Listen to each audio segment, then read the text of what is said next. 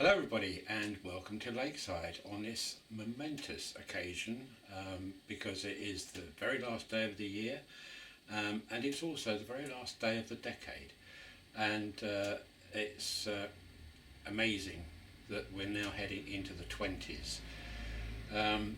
So looking back over the year, I feel incredibly upbeat in what I've done and also what I've got planned for this in 2020. I've got loads of stuff which I want to do next year, but getting the basic layout down over the year has really it made me enthusiastic about this layout. Nothing really has gone wrong. That's the amazing thing about it. Everything I've done seems to have worked, probably because of lessons learned on the previous layout, which was one of the reasons for doing this layout, because I knew that I had done things wrong, or could have done better, put it that way. And hopefully I'm correcting those errors on this layout. I can leave my trains, and this is the important bit, I can leave my trains running, and I know that 99% of the time there won't be any problems. Where I do get the problems, it's normally down to blimmin' steamers. But I'm not running too many steamers these days, as you know. I'm primarily running modern image diesels or electrics, and I don't get any problems with those at all. And it's a joy to come up here and just to sit and play trains, which is what I quite often do. I know you probably just see me working and doing bits, but when the video camera is not on, then I will come up and I'll just have a half an hour or so just playing trains, and it's a joy, it really is. So for me, the layout is already a success, because on my previous layout I didn't really have that luxury. I was forever having to change a loco because it just wasn't running right, or there were problems with it. But now, because of this, I spent a long time doing the track, as you know, and I think it's paid off, because even the steamers are behaving themselves now up to a certain point. There are one or two which just do not like it, and they will probably go, because I'm not going to be bothered with those anymore. I could possibly sort them out, but I'm not really bothered, to be honest with you. I'm very happy with the modern image which I'm creating up here now, which is one of the reasons why I'm doing this video, because behind me I've got 3 new locos, diesels, which I've got over the Christmas period. Some of you may have noticed when I've been putting up on Facebook the images, but I've got another one which arrived today, which I'll show you. So for next year, obviously I want to continue with the layout as much as I can, but one of the things I want to do is extend this section here, and this will be extended for a container yard, primarily for a container yard, which will then enable me to then have one end a TMD and the other end, I still want facilities for steamers, so I shall have a turntable, an engine shed or two, and then in the middle will be the container yard. So that's what will be going along this area here. Now that all that back stuff is almost done, I can now start concentrating on this section here, which will be the container yard. And because the container yard is going to be fairly open, I'm still going to have the facility to shoot from the video camera across here. So there's not going to be anything high, like scenics or hillside. It's going to be basically flat, and I will be able to bring off a track from this side on, and from that side on, and then it will extend out that way. So I should have full access of the main lines from this area. I'm sure there will be some debates on whether the TMD should go up this end or the other end, but don't care, it's going to go where I put it. And I will probably make it off site. I will make the framework on here and then take it off and then build it off site. So I've still got access to this area while I finish it off. But what I want to do, one of the first things, is make up the framework. Then I can unbolt it and lay it down here and still work on this area, because I've still got that section to do and that section to do down there and a few other bits and pieces on here. I've got to move these two lights here because they're right in the way of the zebra crossing, so I should just move those over an inch or so. So it's little things like that which I want to do, and obviously with this central reservation, to grass it and put a few trees etc. along that section. So it's small things like that which I'll have to do. The hardest job is going to be that section down there, where I'm going to have to remake the road, this part here, so that I can then bring the car park into play. And as you know what I'm going to do with that, I'm going to have a van stopping in the car park and then coming back out. So I've got that to do, but that's not going to stop me from doing this. Once that's done, or the basics of it, I can then start over in that side, and that will only then leave the rear, which has got the lake in it. So I think by this time next year then there'll be quite a bit of work done. That's what I'm aiming for anyway. Plus, of course, the Magna Rail on the village, which you can't see at the moment. So a hell of a lot of work to do, but I'm really looking forward to it. There's so much to do and exciting stuff too. Lots of things which you don't know about yet, which I've got planned, but that's the rough idea anyway. So hopefully I can get the Magna Rail, the container section done, and the car park. They're primarily the three things which I want to get done for next year. So I think what I'll do, I'll bring the camera down here and then I can show you the Freightliner stock which I'm gradually building up.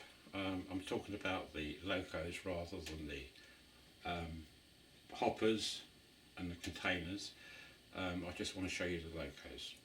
Okay, so I'll take the camera off and I'll show you those now. Okay, so see you in a minute. Bye. Hello again, and welcome back.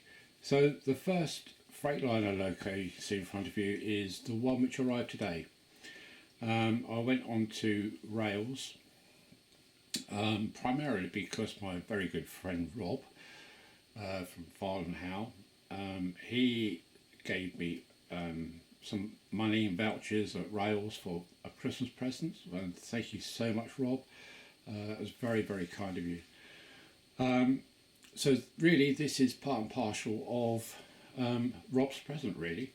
So I went on there and onto Rails, and they were doing this at a very reduced rate, which is a Backman Class O8 in rail freight delivery. And I looked at it and I thought, wow, that will be absolutely superb for the container area. And it was a brilliant price, so I nabbed it. And I put a decoder in this morning. I run it in for a half an hour each way on DC, both ways, so it's an hour. Excuse me. And then I put the decoder in, and it's just a straightforward, at the moment, 8-pin 4-function decoder. But I will get sound for this. Probably you choose. Have a stay alive capacitor in it and a decent speaker, probably iPhone I should think. Yeah, that would be complete. But she runs lovely, and she will fit in really nicely with my Freightliner stock. So that's the first one. So let's take her away.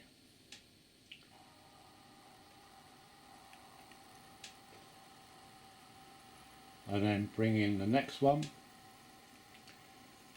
which will be, I'll get that one clear. So the next one is the Class 58. Again, all in Freightliner.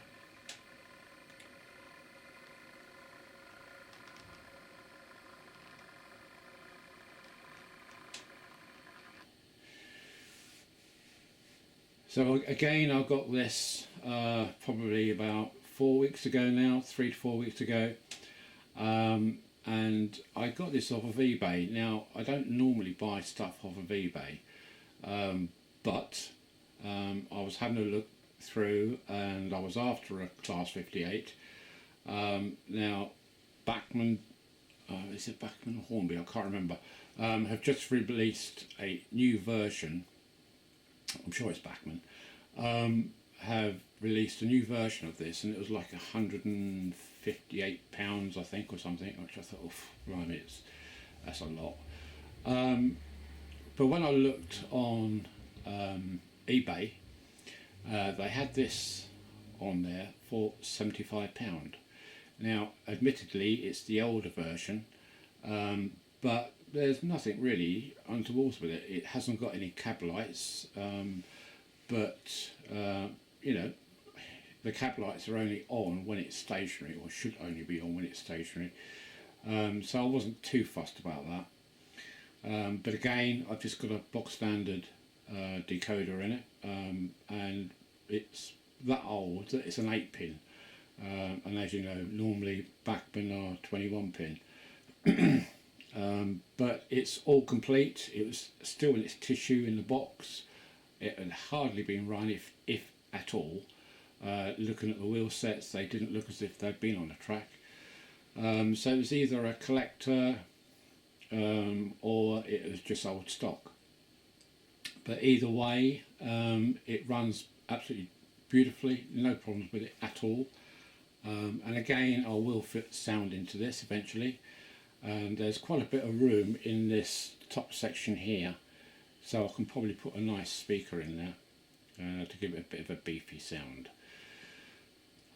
So that's the next one to have come along. Very pleased with it, and yep, that's going to be trundling around the layout, pulling some of the hoppers or the containers, and I'm gradually fitting all KD couplings to everything. This one has still got, just having a look, yeah, that's still got the old tension lock coupling at the back, but I will fit a KD coupling to that. So let's move that out of the way. Let's take this away out a bit further.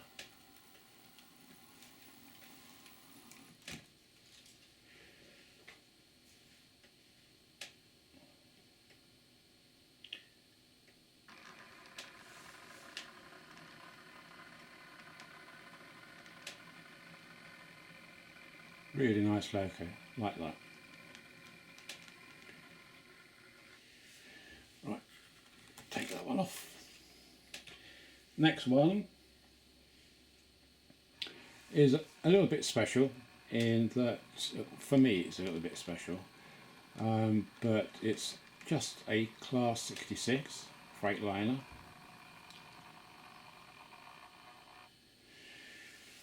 And this all came about because when I went to the Getz exhibition at Milton Keynes, the Great Electric Train Show, I was talking to Susanna, and she mentioned that there was a Class 66 Freightliner which they were doing, which was called Ruby.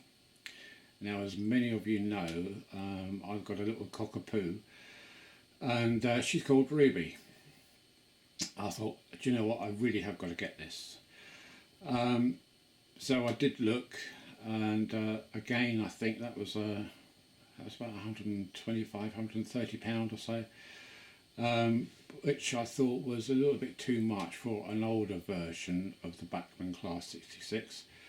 So I left it, and it eventually did sell.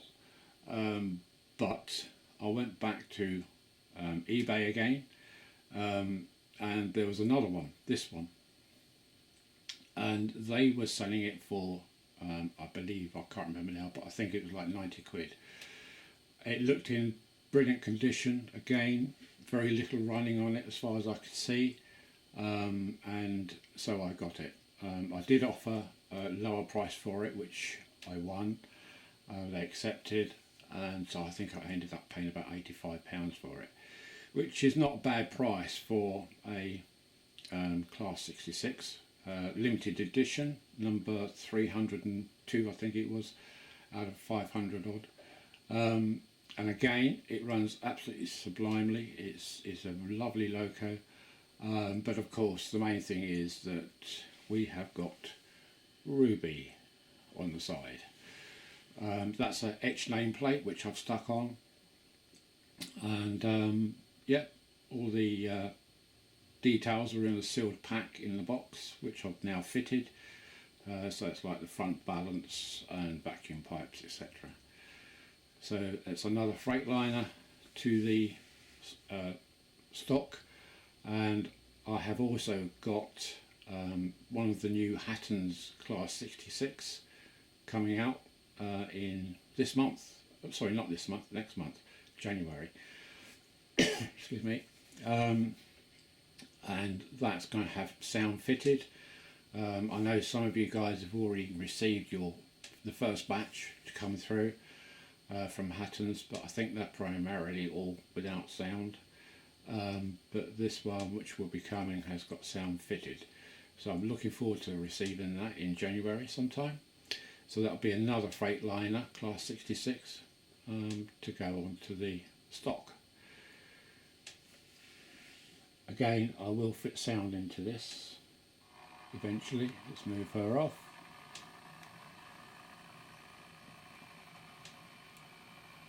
Out of the way.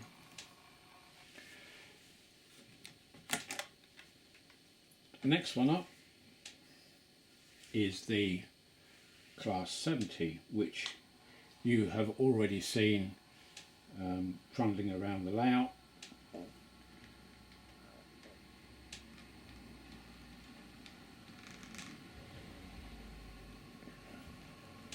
Comes.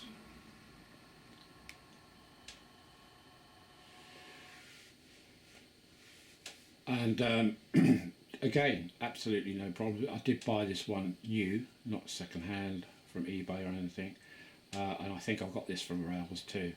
And again, absolutely divine loco. That one has got sound fitted already, which I fitted when I first got it. And she runs like a dream, and in fact there aren't any of my diesels which don't run very well at all. They're all lovely, have absolutely no problems with them at all. Load haul livery, and again will look gorgeous when it's going around with its. I'll just put the sound on.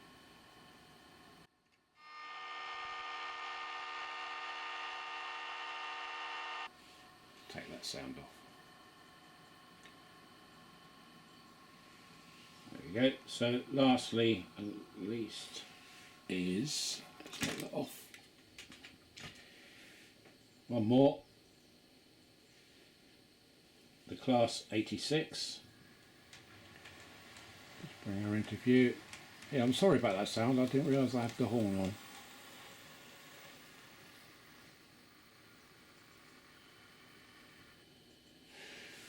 And the Class 86. Obviously I haven't got cantinery on the layout, but I'm not bothered about that. But again, I've had that for a few years now, and my good friend Ian, he bought me that for a birthday present a few years back now, and she gets run on the track fairly often, and a lovely loco it is too. So I've got five Freightliners at the moment. I've got the sixth one coming, as I say, from Hatton's, the Class 66. and that'll be arriving next month. So I've got a good start to my Freightliner stock. So with my other modern image locos, I'm pretty well matched now for getting some good stock running on the layout. I've also got the Hornby Class 800 Zoomer on pre-order, which won't be arriving in until May, June apparently. Simon Collier said that to me when I was at the Gaydon exhibition. I had a word with him there, and he said because of tooling etc they've been delayed with their factory, and it won't be arriving until May, June time, but that's fine. I've got my HST I can run in between until I get that, but yeah, so we're getting there. Okay, so I will leave that there for the moment. I may do a little running session showing all of them running on the track at the same time, and but it won't be a very long running session. Okay, so I will shut the camera down now and get back to you shortly. Okay, so bye for now.